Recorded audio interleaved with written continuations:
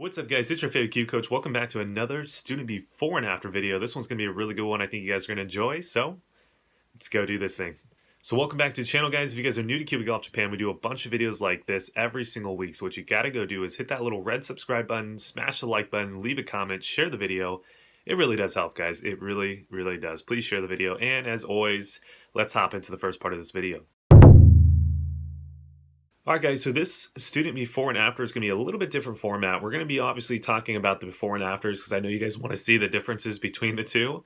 But we're also going to be talking about kind of the process of the after lesson, because I think a lot of you guys are struggling with after the lesson that you have with us, and you guys can't maintain the swing changes that we made during the lesson. So we're going to hopefully give you guys maybe a couple things to think about when you're actually practicing after the lesson to help you guys continue to make the progress that you made in the lesson.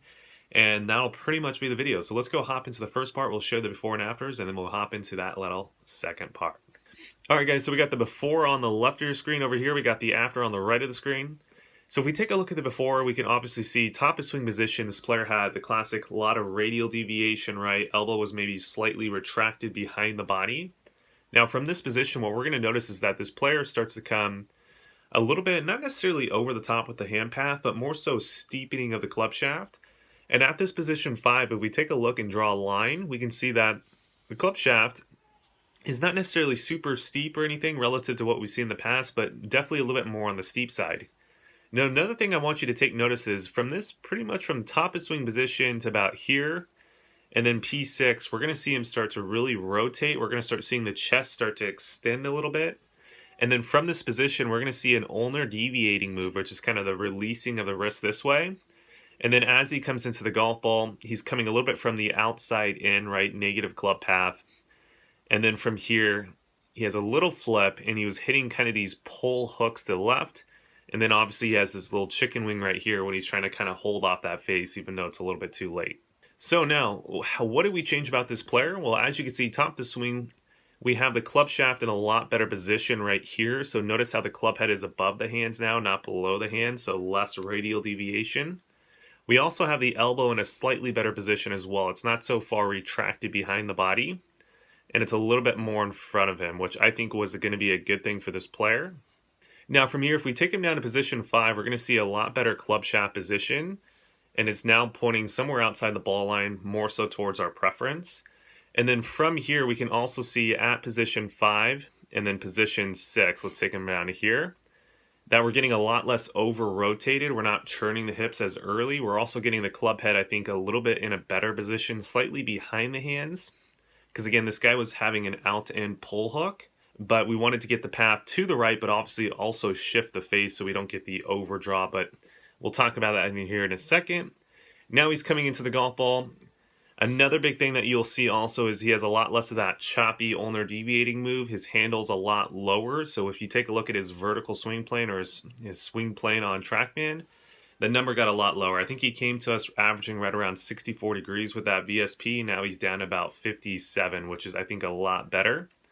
Now from this position from here to here, remember he has that little chicken wing.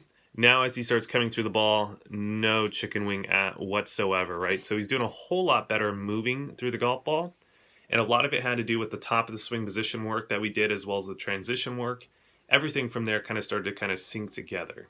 Now let's go hop into the second part, which is talking about how can you keep these changes that we did in the lesson after the lesson. I think a lot of, we have probably about 50% of our students after the lesson can go on and continue to make the changes. Those are typically the better players, right? And whenever you have a better player, they're typically a lot better at managing their swing, I think is the best way to put it. So when I say managing their golf swing, what they do really well is they know exactly what their swing should look like on video. Once we give them the new swing idea that they should change, they do a really good job of monitoring it on video and making sure that they can make the necessary changes, right? So if they get stuck per se and they start reverting back, they're okay with doing a little bit of that exaggerated feel that we talk about to get them back to where it was during the lesson. It might be short-term bad ball striking, like maybe a couple weeks you might hit the ball pretty bad. But overall, they manage the swing correctly. They get it back to where it was in the lesson.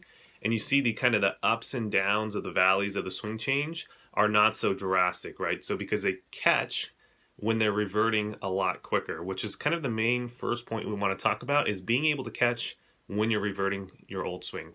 So when we talk about when reverting your old swing, I think the first thing, like we just noted, was you got to be videoing your golf swing every single practice. And then obviously once you've kind of hit that little peak where you're on the other side where you're not going to revert as much, then obviously you don't need to check your swing as much for the particular things that we changed first, right?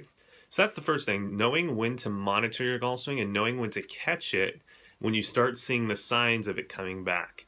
Now the second thing I think you guys really need to understand is how to change your swing when you do see it coming back, right? Because we see a lot of you guys out there when you're practicing, you tell us, you comment, you send us videos, you're like, hey Mike, the swing looks like it's getting back to the old swing, how do I get it back? Well, you got to understand and realize that in the lesson, we went through a motor learning process called the implementation process. So what we do with that process is we start out with basically stop and go swings. Maybe we do a 2-part stop and go where you stop at 2 different positions, or a 1-part stop and go where you stop at 1 position. Then we do half speed and then we do full speed. Now inside that implementation process, there's going to be something called a breaking point.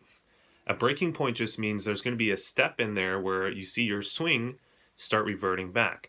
Now for most of you guys, it's going to be at half speed or full speed where you're going to see that your old pattern starts shifting back. And this is the part where you guys really need to focus on, how do I kick myself into gear to get past that breaking point and break through and have the swing change at a faster speed. So the best way that we figured out to do this is we call it the percentage game, or the $1 million game that we do in the lesson. So per example, let's say if you're across the line at the top of the golf swing, we would say if this cross the line position was 100%, and then this super flat position, even maybe this way, was 0%, where did you feel like you were on the spectrum, right? So you got to be focusing in on your feeling at the top of the swing and then relate it back to the video.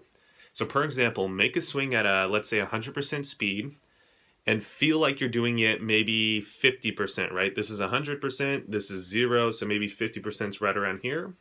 Do it at 50%, check the video and see where you lie. If you're still really crossed, then you know that you're, oh crap, I gotta really over exaggerate this to get it back, right? And if that's the case, you're probably gonna spend at least 2 months of not hitting the ball very well just to shift a certain pattern. But you need to dedicate yourself to it and you need to get through it, because once you get through it, trust me, you're going to get the consistency that you want. It's trust me. Now, if you do find yourself saying, let's say I want to do it at 50% and you actually do it at 50%, that's a really good thing, because that means that your feel is very realistic towards what's actually happening in the golf swing. And that's when you know that you're close to playing really good golf. When your feel is close to the real. If you feel like you really got to exaggerate it, trust me, you're not playing good golf on the course most likely, because you got to really think about doing that motion. You're probably not going to play good golf, right? So you'd probably be better off not even worrying about your golf swing on the course. Just play normal golf, have your fun, right? You're out with your buddies. But when you are practicing, obviously try to make sure that you really get that drastic feel, to spend some time shifting that motor pattern, because that's really going to help you out. If that's the case, and you guys get past that next section, you get into really the third part of the after lesson experience, which is where you really start dialing in your swing. So when I say dialing in your swing, that means that you're not focusing on the swing mechanics per se. Now you're starting to focus on aligning to a target or wherever you want to start the ball, hitting your shot shape, and getting used to seeing the new shot shape and getting used to the new probably added distance that you're probably having, or more so added control as well, right? So that's like the third phase, which is more so starting to get into the course management phase, where you're really trying to start aligning differently. You're trying to start seeing a different ball flight per se.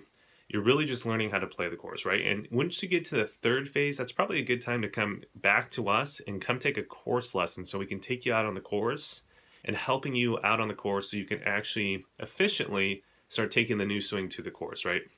Now, if you find yourself stuck within those categories somewhere, and you've been doing it for a couple months and it's still not changing, that's another good time to come back and take a lesson from us, because then we can help you try to break through that point, right? But essentially, that is kind of the after lesson process. If you're a student of ours, or if you're personally working on a swing change and you see it revert after the lesson, comment below and we'll try to make a whole series. We really want to help you guys through this, because I think this is one of the missing elements to a good golf lesson, is how to take the swing change that you did during the lesson and continue it after the lesson. So anyways, I hope you guys enjoy this video. I'll see you guys soon. Like, comment, subscribe, share, all that good stuff, and I'll see you guys again.